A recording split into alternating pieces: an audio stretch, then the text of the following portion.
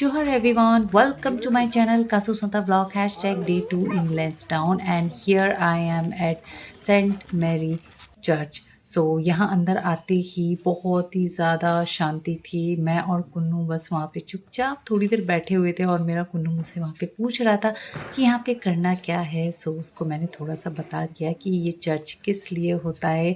सो यहाँ पे मैं और कुन्नू चुपचाप बैठ के थोड़ा सा एक होता है ना कि आप जैसे टेंपल में चले जाते हो या कहीं पे, तो बिल्कुल एक अंदर से फील आती है कि आप चुपचाप रहो और अपने लिए और अपनों के लिए कुछ विश मांगो।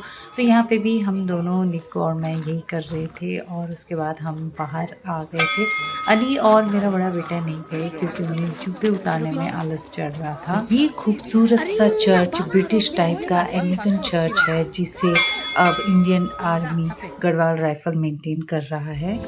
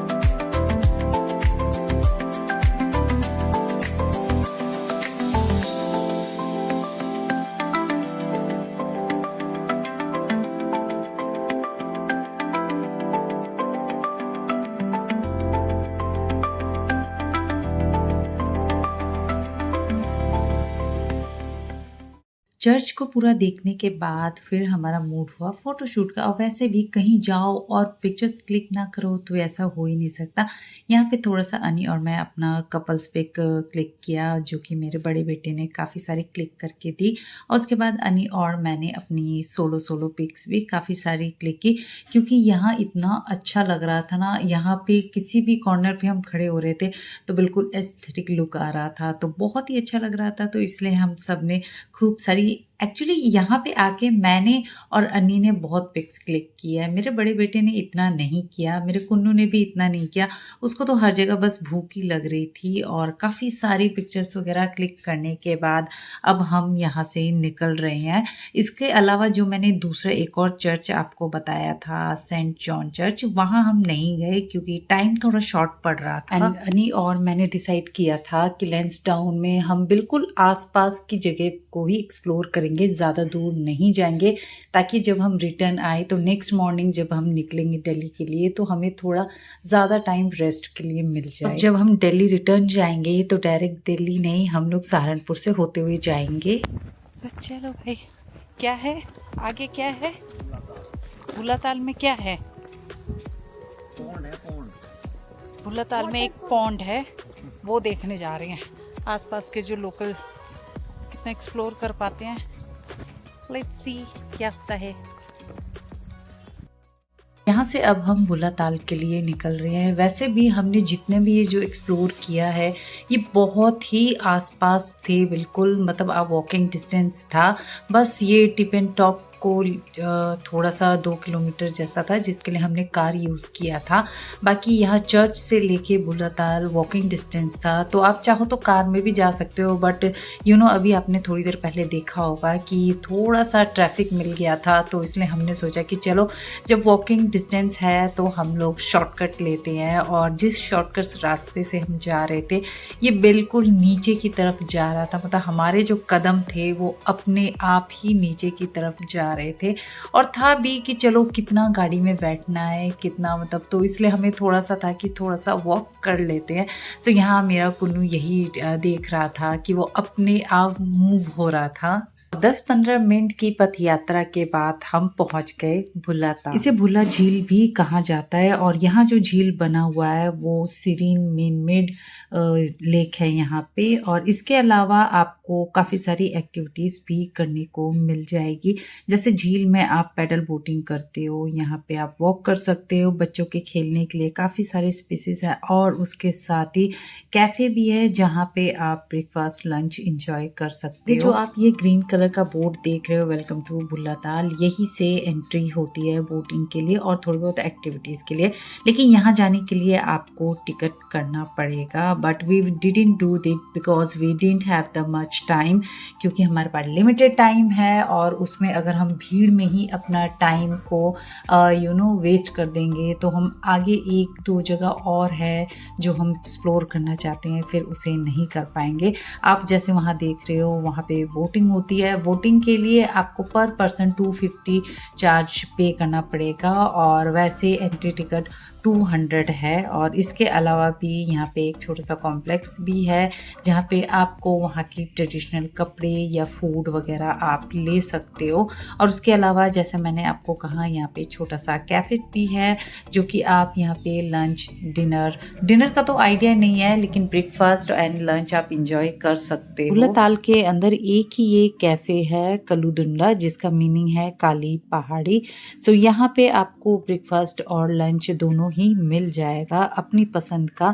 क्योंकि जब मैं भी यहाँ आई थी एक्सप्लोर करने से पहले मैंने यूट्यूब में पहले ही देख लिया था कि कौन कौन से कैफेज वगैरह देखना चाहिए, बट यहाँ पे एक ही कैफे था और भूख लग रही थी तो मेरे बेटे ने अपने लिए पनीर पराठा, अन्नी ने अपने लिए ये पूरी छोले, मेरे बड़े बेटे ने तो यहाँ पे आके मैगी के सिवा और कुछ ज़्यादा खाया ही नहीं। और मैं इन सबको खाते खाते देख रही थी क्योंकि मेरा ऑर्डर अभी तक पहुँचा नहीं था। और ऑनेस्टली बोलूँ तो खाना बहुत ही अच्छा था, सबको पसंद भी आया था। ये मैगी, ये पनीर स्टफ़ पराठा और ये आलू पूरी। और यहाँ पे मैं अपनी खाने का वेट कर रही हूँ। मैंने अपने लिए बहुत ही यमी जो सबका फेवरेट होता है, यस, गोलगप्पे। मेरा गोलगप्पे खाने का बहुत ही ज़्यादा मन हो रहा था, पता नहीं क्यों। जैसे ही मैंने वहाँ मेन्यू में देखा कि गोलगप्पे भी हैं तो मैंने फटाफट से अपने लिए गोलगप्पे ऑर्डर करा लिया। और यहाँ पे कुन्नू ने मुझे अपने स्टफ़ पराठा थोड़ा सा टेस्ट करने के लिए दिया। और वैसे भी मैं सबके प्लेट में से एक एक बाइट तो ले ही रही थी। और बाद में जब मैंने अपना ये गोलगप्पा खाया, ओ माय गॉड, मतलब वो होता है ना हेवन, वो वाला फील आ गया था मुझे। और मेरे गोलगप्पों पे तो मेरे बच्चों की नज़र ऐसे जा रही थी कि मम्मा शेयर करेंगी, क्योंकि हमने मम्मा को दिया है। इसलिए मैं बच्चों को लुक्स दे रही थी कि मैं तुम्हें गोलगप्पे नहीं दूंगी, लेकिन बाद में मुझे शेयर करना ही पड़ गया। अभी इतनी तेज बारिश हुई और अभी पूरा क्लियर हो गया वेदर। तो अब हम निकल रहे हैं, देखते हैं अब हम कहाँ जाते हैं। अगर मैं नहीं बोल पाई तो वॉइस ओवर करके बता दूंगी। एक्चुअली रो वॉइस में मुझे यही दिक्कत होती है कि मैं थोड़ा सा कंफ्यूज तो नहीं, मतलब कि बता नहीं पाती हूँ, बोल नहीं पाती हूँ या कुछ भी कह लो, और इसलिए मैं ज़्यादातर वॉइस ओवर ही वीडियोस व्लॉग वगैरह बनाती हूँ। तो चलो नेक्स्ट हम कहाँ जा रहे हैं वो मेरे साथ रहना। और यहाँ पे हमें एक बहुत ही इंटरेस्टिंग चीज़ दिखी, लिखा हुआ है wishing well roll and coin make a wish. तो चलो, जो वेल है वो यहाँ पर है।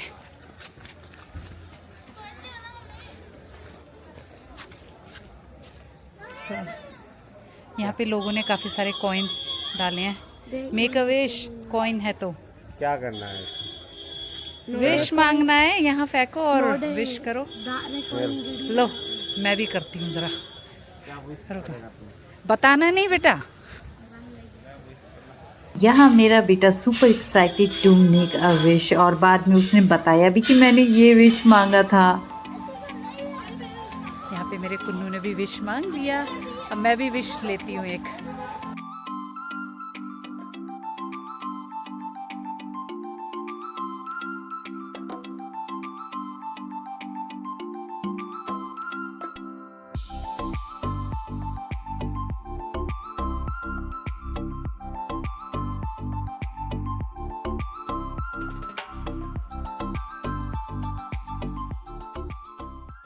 भुल्ला ताल से ब्रंच और विश मांगने के बाद अब हम थोड़ा आगे निकल गए। सो वहाँ से निकलने के बाद हमें ये गार्डन संजय शाही गार्डन दिखा। इसके अपोजिट ही एक म्यूज़ियम भी है। सो वहाँ हम नहीं गए क्योंकि वहाँ पे वीडियोस, फ़ोन कुछ भी अलाउ नहीं था। तो हमने सोचा हम सिर्फ ये गार्डन ही देख लेते हैं। ये जो आप फाइटर जेट देख रहे हो, ये इस जिनके नाम पे ये पार्क है संजय शाही गार्डन, ये इन्हीं को ही डेडिकेट किया गया है। इनकी स्टोरी इसमें मेंशन है, आप इसे पॉज करके पढ़ लेना। बहुत ही अच्छी स्टोरी, सिंपल सी है, मैं थोड़े से वर्ड्स में बता देती हूँ। संजय शाही एक ब्रेव इंडियन आर्मी ऑफिसर थे जिन्होंने उस जगह के लिए काफ़ी कुछ किया था। अपने लोगों को बचाने के लिए वो शहीद भी हो गए थे, तो उन्हीं को ही डेडिकेट करने के लिए ये गार्डन बनाया गया और ये फाइटर जेट भी उन्हीं के लिए ही डेडिकेट किया गया है। सो बाकी तो आप उसमें पॉज करके स्टोरी पूरा पढ़ लेना। और यहाँ अनी मेरे बच्चों की पिक्चर्स वगैरह क्लिक कर रहे हैं। मतलब यहाँ पे हर कॉर्नर बहुत ही अच्छा और बहुत ही अच्छा लग रहा था। एक्चुअली यही एक अट्रैक्शन पार्ट था, इसको देख के काफ़ी लोग आ रहे थे, जा रहे थे, रील्स भी बना रहे थे। तो यहाँ पे मेरा कुन्नू भी एक्साइटेड था कि उसे भी इस फाइटर जेट के सामने खड़े होके पिक्चर क्लिक करनी है। बहुत कम होता है जहाँ मेरा कुन्नू भी बोलता है कि मुझे यहाँ पे पिक्चर क्लिक करनी है। इसके अलावा यहाँ पे सी हैरियर यानी इस फाइटर जेट की भी छोटी सी स्टोरी डिटेल दी हुई है। सो इसे भी आप पॉज करके पढ़ लेना अगर आप इंटरेस्टेड हो। सो है तो ये छोटा सा गार्डन और देखने के लिए बहुत कुछ तो नहीं है, लेकिन जितना भी है वो बहुत अच्छा लग रहा था। और यहाँ पे जहाँ मैं आपको पॉइंट करने वाली हूँ उस साइड थोड़ा रैबिट एंड पिजन्स को केज के अंदर रखा हुआ था, तो वो देखने के लिए भी लोग जा रहे थे। सो रैबिट तो मैंने देखा हुआ है, लेकिन फिर भी चलो अब आई हूँ तो देखी हुई चीज़ को दोबारा देखने में कुछ नहीं जाता है। सो मेरे कुन्नू तो ऐसे भी एक्साइटेड रहता है और उसे ये देखते ही सबसे ज़्यादा तो उसे भुवनेश्वर की बात याद आ गई, क्योंकि भुवनेश्वर में भी एक ऐसी ही रैबिट पेट है वहाँ पे। सो ऐसे ही देख के वो याद करने लग गया कि भुवनेश्वर में भी एक है ऐसी रैबिट। सो यहाँ पे भी सेम ये रैबिट्स एंड पिजन्स वगैरह हैं थोड़े बहुत।